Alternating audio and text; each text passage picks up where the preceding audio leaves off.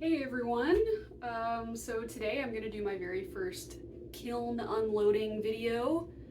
It's going to be not exactly a real kiln unloading because I am at a community studio, but I will be showing off all of the things that I got out of the glaze kiln this month of January, and telling you guys the glaze combos. So let's take a peek. First off, I have a few decorative plates that I made. So I'll show the others here in a second, but these are all Laguna B-Mix clay, which I formed with a slump mold and then used Saks True Flow underglaze in a gradient. Saks True Flow is like Mayco's economy brand. Fired that, and then for glazing, this is black stroke and coat through a silk screen. And let me know if you want to see a video on how to use silk screens. Happy to do that. And then a local company in Tacoma called Clay Art Center. This is their zinc-free clear. You're gonna have similar results with any zinc-free clear. So, and here's a couple others. Here's a mushroom with the trans colors. Here is another bird with a green gradient.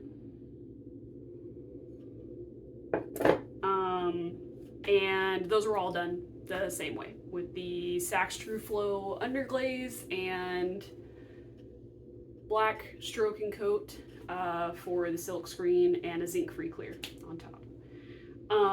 To round out the plates, I've also got this guy, which I'm actually really excited about. The plate itself is probably too thin, so that's a learning point for me. I think I rolled this to 1/4 inch because I wanted it to be thin and delicate, and I think it looks less delicate and more just like not durable. Anywho, so this is also a slump mold. This is with Studio Reclaim clay, so it's essentially just like a brown stoneware. And this is Mayco's Shipwreck, but underneath it is Mayco's Light Flux, piped out into this little wave pattern around. And I have a video in my shorts on how I did that. And then I just kind of brushed it out a little bit at the ends, let that completely dry, and then did 2 heavy coats of Mayco Shipwreck. Honestly, I think I probably could have gone even heavier, 1 more coat on Shipwreck, but I do like it the way it is. And then on the ends here, this is Penguin Pottery's Purple Rain. Penguin Pottery's Purple Rain. I have a couple of their specialty glaze sample sets, which I've tried most of by now. I'm pretty happy with them. They are kind of expensive, but yeah, I was completely expecting this Purple Rain to totally cover up that texture, and it didn't. So it actually shows it off nicely, which I'm happy with. Okay. So that's it for the plates. Into the mugs. I'll start with this one. I also have a short featuring this mug. I got this combo off of the Mayco archives, which I highly recommend. You can just search like Mayco glaze name combos, and usually the Mayco archives will come up. So this is Mayco's Amaryllis with ivy on top in a band. So 2 coats of Amaryllis and then 2 coats of ivy in the band, and I just love that combo. Honestly, I saw this on the website and the picture was beautiful, which is why I tried it, but I was shocked that green over pink made something so pretty. I mean, to anyone that's knowledgeable about color theory, it's kind of counterintuitive. It sounds like it would make a brown color, but no, it turned to this like frosty blue, which is so pretty.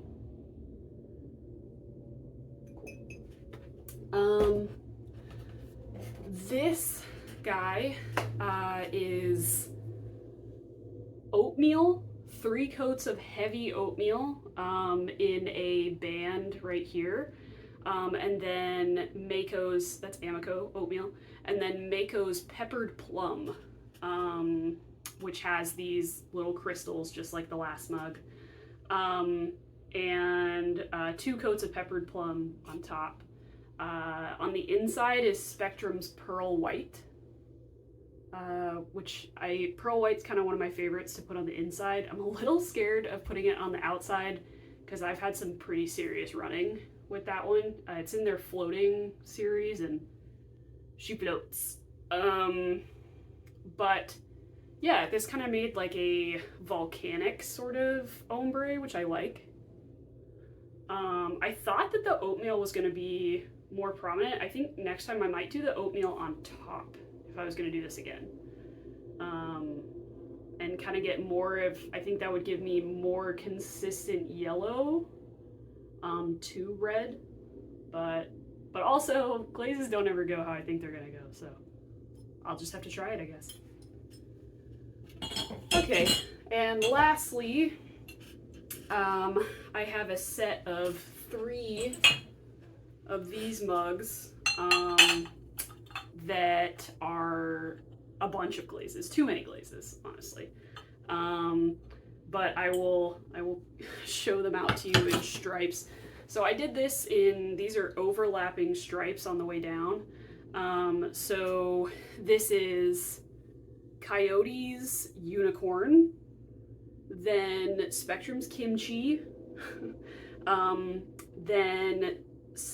Coyote's Really Red, and then Laguna Brilliant Sunburn, that pink right there, Mayco's Lavender Mist, and then Spectrum's Autumn Purple. I was going for like a sunset. It came out much stripier than I expected, but in retrospect that makes sense because particularly this Really Red, I mean it has no fluxing agent in it. I mean, not enough to cause a dripping. So anyway, you know, I'm trying to appreciate it for what it is. I think it is nice for what it is. It's just not what I anticipated. But this Spectrum Autumn Purple is one of my favorites. I highly recommend it. Give you a close-up of what that guy looks like. Yeah, so, you know, and I have some Sgraffito plates that are going into the glaze kiln now. And, you know, I just feel like I was such a busy bee in January creating, and then this is all I've got to show for it right now. I don't know if anybody else ever feels that way. You put all of your work in one place and suddenly it doesn't feel like enough. But hope this was helpful. Hope you found maybe some glaze combos that you're excited to try. Give the video a like and a subscribe if you found it helpful. And I'll talk to you guys soon. Bye.